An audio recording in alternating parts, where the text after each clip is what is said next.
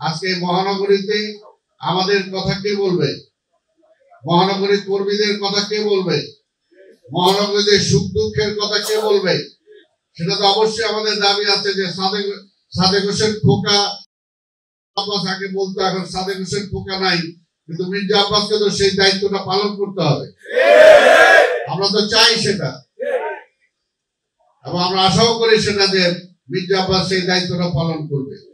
আজকে যেমনি ভাবে ঢাকা মহানগরী যেভাবে আন্দোলন সংগ্রাম করতে যে বিভিন্ন সমস্যায় আমরা পড়েছি, সবসময় তাদের সহযোগিতা আমরা পেয়েছি। আগামী দিনেও মনে রাখতে হবে যে আজকে স্বৈরাচার, পরাজিত স্বৈরাচার ফ্যাসিবাদ আজকে এখনো কিন্তু উক্তি ঝুঁকি দিচ্ছে, এবং আমরা দেখতে পাচ্ছি আমাদের সাথে দীর্ঘদিন একটা রাজনৈতিক দল আমার কাঁধের উপর ভর করেছিল, আজকে তারা 5ই আগস্টের পরে হঠাৎ করে তাদের চেহারা পাল্টে গেল, হঠাৎ করে চেহারা পাল্টে গেল। তাদের যখন দুঃসময় ছিল তাদেরকে কিন্তু বিএনপি ছেড়ে যায় নাই, তাদেরকে আমরা কাঁধে করে রেখেছিলাম।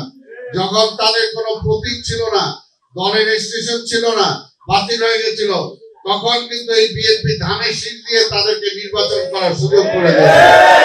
আর আজকে মনে হচ্ছে যে তারাই বিএনপির প্রতিদ্বন্দ্বী হিসাবে দাঁড়িয়ে গেছে, কিন্তু জনগণের মাঝে প্রতিদ্বন্দ্বী হিসাবে এখনো আসতে পারে নাই। মূলত তারা আজকে এই ভূমিকাটা পালন করে দেশে আরেকটা অস্থিরতা আনার জন্য চেষ্টা করছে। পরাজিত ফ্যাসিবাদকে যেমনি ভাবে 72 থেকে 75 আওয়ামী লীগের সেই দুঃসময়ের কারণে আওয়ামী লীগকে কিন্তু এই দেশের মানুষ আর কখনো গ্রহণ করতে চায় নাই, কিন্তু আমরা দেখেছি সেই সময় এই আওয়ামী লীগের সাথে মিলে 86-এ তারা কিভাবে তারা আওয়ামী লীগকে জায়গা করে দিয়েছে। আমরা দেখেছি পরবর্তী পর্যায়ে বিএনপির বিরুদ্ধে আন্দোলন করে কিভাবে পরাজিত ফ্যাসিবাদকে তারা ক্ষমতায় আনার রাস্তা তারা করে দিয়েছিল।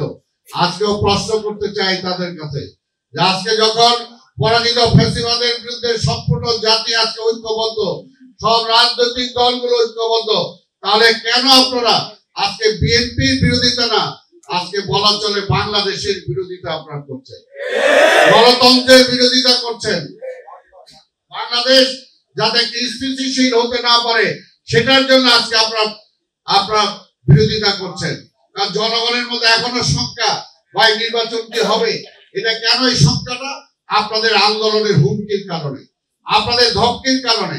আরে ভাই, দীর্ঘ 9 মাস সংস্কার কমিশন আলাপ আলোচনা করে একটা পর্যায়ে পৌঁছেছে, আজকে সেই পর্যায়ে থেকে আবার কেন পিছিয়ে যাচ্ছেন? আবার এখন কেন পিছিয়ে যাচ্ছেন? আমরা তো বলেছি পরিষ্কার কথা, এখন দেশ কিন্তু চলছে না, দেশে অর্থনীতির অবস্থা খারাপ। যদি এইভাবে আরো 6 মাস চলে, দেশের অবস্থা আবার সেই আগের মতো অবস্থায় চলে যাবে। তাই আমরা চাই, আজকে বিদেশে কোনো ইনভেস্টমেন্ট আসতেছে না, আজকে বিদেশি প্রতিষ্ঠান রাষ্ট্র আজকে বলছে একটা নির্বাচিত সরকারের জন্য আমরা অপেক্ষা করছি, নির্বাচিত সরকার ছাড়া এদের সাথে আমরা কোনো ডিলিংস করব না। তার মানে কি আপনারা চান যে আজকে এটা আরো পিছিয়ে যাক? কিন্তু জামাত চায়, তার সাথে দু একটা সহযোগিতা চায়। তাই বুঝতে হবে যে তারা দেশের কতটুকু স্বার্থের কথা চিন্তা করে। আজকে তারা গণভোটের কথা বলেছে। আমরা বলেছি যতই গণভোট করেন, যাই করেন, পরবর্তী নির্বাচিত পার্লামেন্ট ছাড়া কোনো আইন আপনি পাস করতে পারবেন না। তারপর আমরা গণভোটে রাজি হয়েছিলাম যে ঠিক আছে, জাতির বৃহত্তর স্বার্থে আমরা গণভোট রাজি হই, কিন্তু সেটা আমরা বলেছিলাম যে একই দিনে করেন। কি কারণে আজকে হাজার হাজার কোটি টাকা একটা গণভোট করতে গিয়ে খরচ হবে? এই টাকাটা কোথেকে আসবে? এটা কি ইসলামী ব্যাংক থেকে আসবে, নাকি এটা জামাত দিবে? এটা তো জনগণের পকেটের টাকা যাবে, সেই চিন্তা কিন্তু তারা করছে না।